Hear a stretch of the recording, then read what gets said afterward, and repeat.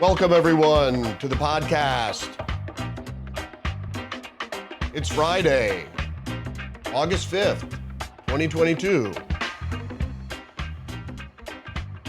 The headlines I'll be covering today, starting out with the Chinese Communist Party launches missiles toward the island nation of Taiwan and into Japanese waters. Kari Lake wins Arizona GOP gubernatorial primary as expected. Another Trump MAGA win. Florida Governor Ron DeSantis fires progressive DA who wouldn't enforce the law. And Project Veritas uncovers leaked FBI document directing agents to profile patriots as domestic terrorists. And NATO expansion provocation continues with one detractor in the U.S. Senate. I'll be covering all that and more right now. All right, so Chinese missile, this is from Al Jazeera. Chinese missiles suspected of landing in Japan's economic zone. 5 Chinese ballistic missiles appear to have splashed down southwest of Okinawa's Hataruma Island in Japan's EEZ, which is their economic waters. China held its largest military exercise around Taiwan ever on Thursday, following U.S. Speaker of the House Nancy Pelosi's visit to the self-governed island, despite stern warnings from Beijing not to proceed. We tear into the New York Times and look how they cover it. Fight or surrender, Taiwan's generational divide on China's threat. In area close to the military drills, younger Taiwanese worried about the future while older residents look back to a harsher past to find hope. You mean the communist takeover of China?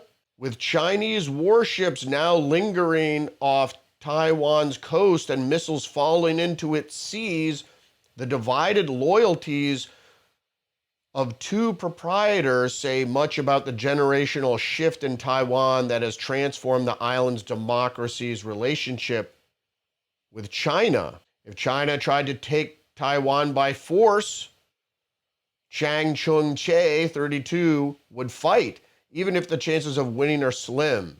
Sing Ai-siu, 52, said he would surrender.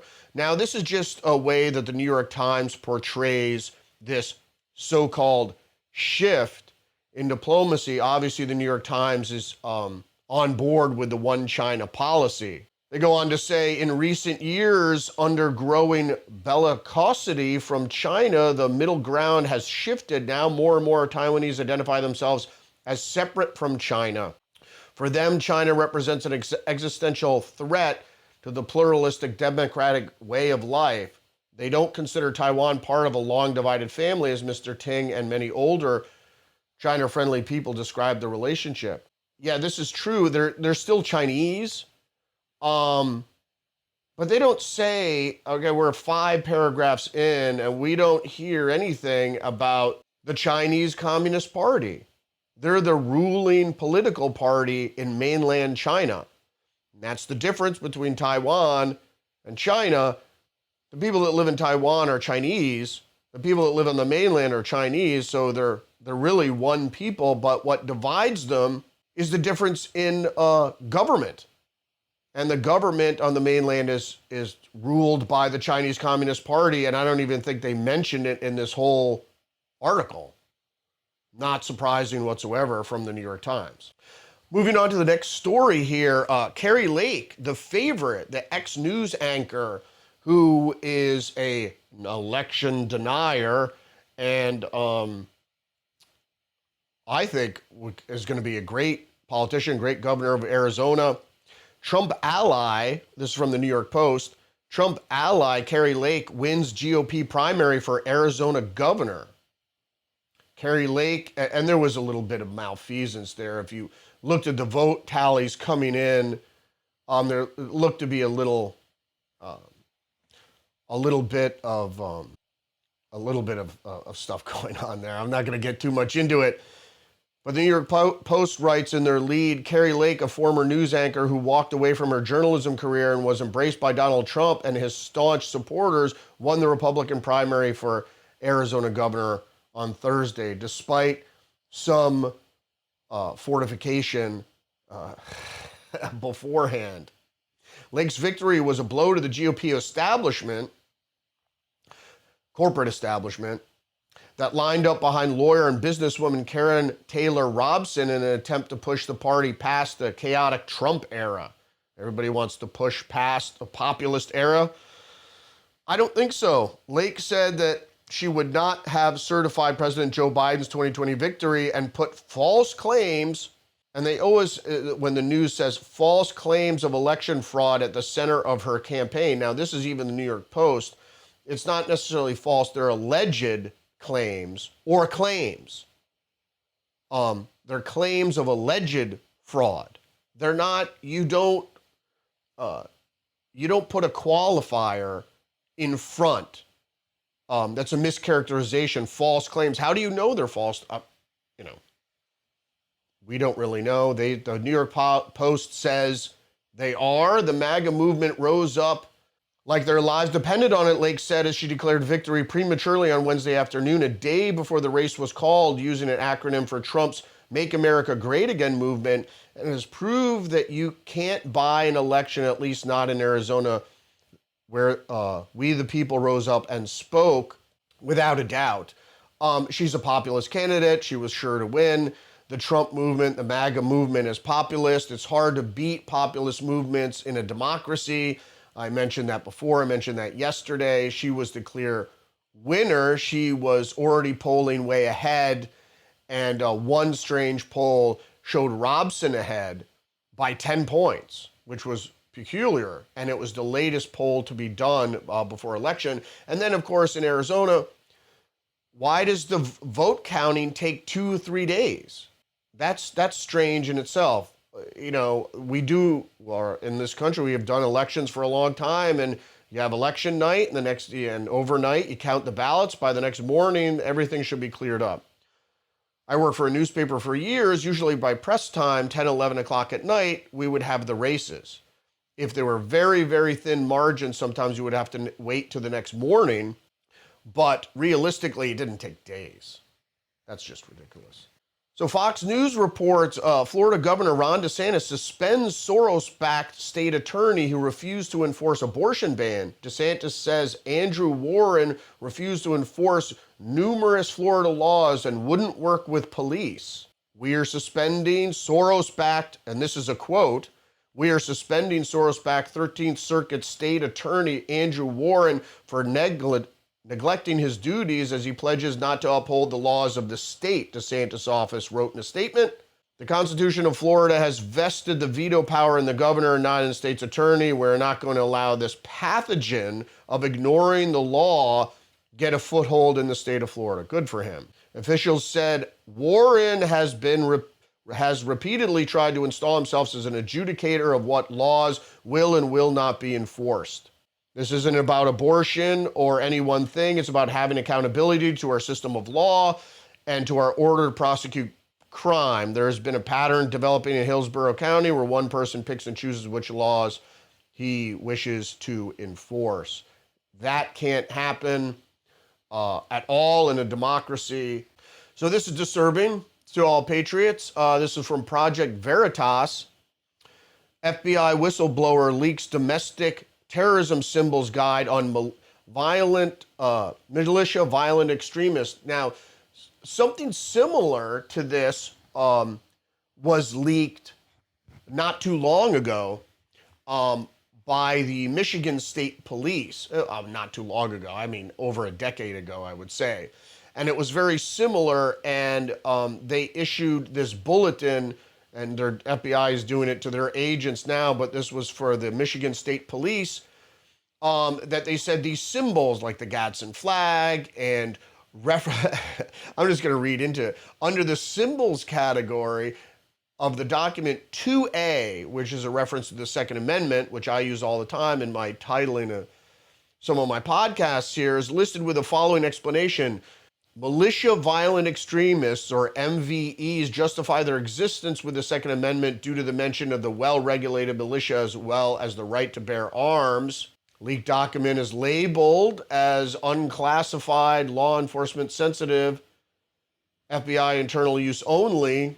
So Revolutionary War imagery such as the Gadsden flag, the Betsy Ross flag are cited in the document as commonly referenced historical imagery or quotes. So just going on to say they have pictures of the document there.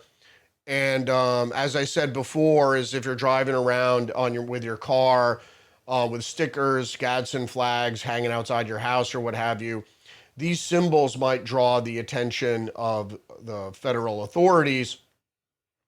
Or if you have stickers on your car, or if you're on social media and you're posting certain phrases or the Gadsden flag, the liberals look at this stuff and they're like, they're Nazis.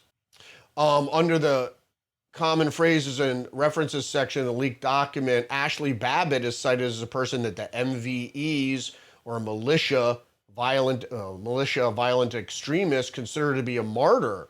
The same documents also refer to Ruby Ridge, Waco, and even Timothy McVeigh, tying in traditional American ideas and symbols with radical or violent events in the past, as they often do.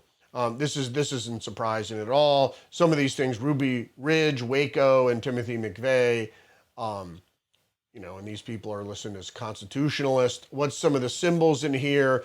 You have the Punisher skull. You have the Molon Lobby or Spartan helmet.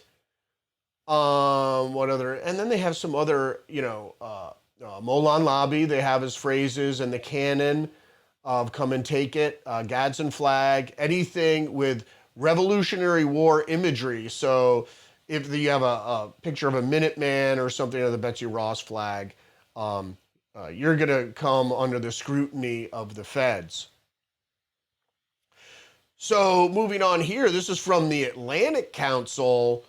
The Senate emphatically backs NATO expansion. What's next? It was a landslide with a tally of 95-1. The U.S. Senate voted on Wednesday to ratify an amended NATO treaty adding Sweden and Finland to the alliance. The bipartisan blowout means that 23 of the 30 allies have now approved the expansion inspired by Russia's invasion. And I think Russia's invasion was inspired actually by NATO expansion. So they got that reversed, but this is the Atlantic Council after all. What political hurdles remain, and what will Brussels, Helsinki, and Stockholm be up to in the meantime?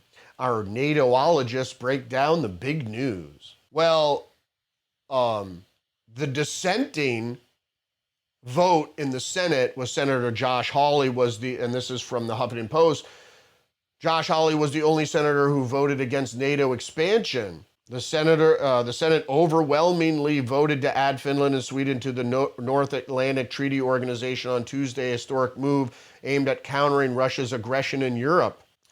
As I mentioned before, Russia's aggression is because of NATO's expansion. Only one senator, Josh Hawley, opposed the ratification. Senator Rand Paul, meanwhile, voted present, which he didn't really abstain, but he didn't vote for it. Hawley went on to write, "Our foreign policy should be about protecting the United States, our freedoms, and our people, and our way of life." Hawley said in a floor speech, "Expanding NATO, I believe, would not do that. It certainly wouldn't. NATO was founded after World War II to create a pact of mutual defense among member nations in the event of Soviet aggression." Well, the Soviet Union doesn't exist anymore, if people weren't up on their history. Hawley, who led the effort to overturn the 2020 electoral results in Congress that gave rise to the January 6th insurrection, called for adopting a nationalist foreign policy. He later went on Tucker Carlson's Fox News show to make the case. Carlson was an early critic of U.S. efforts to counter Russia, amplifying the Kremlin's talking points as it launched its brutal invasion of Ukraine, so says the HuffPost.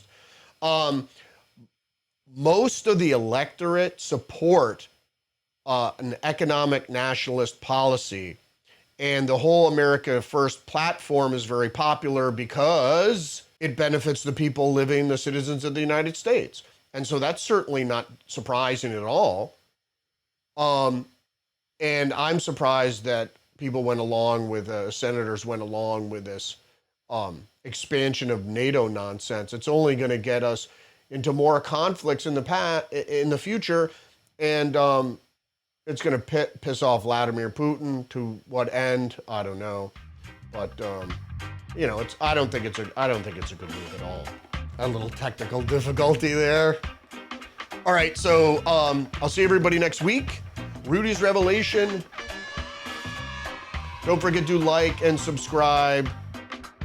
Click the notification bell. Follow me on Twitter and Facebook. Get her minds. Don't forget, next Tuesday, we're going to have another installment of Tuesdays with Perry. So be sure to check that out. We'll see you next week. Rudy's Revelation. See ya. You can't handle the truth.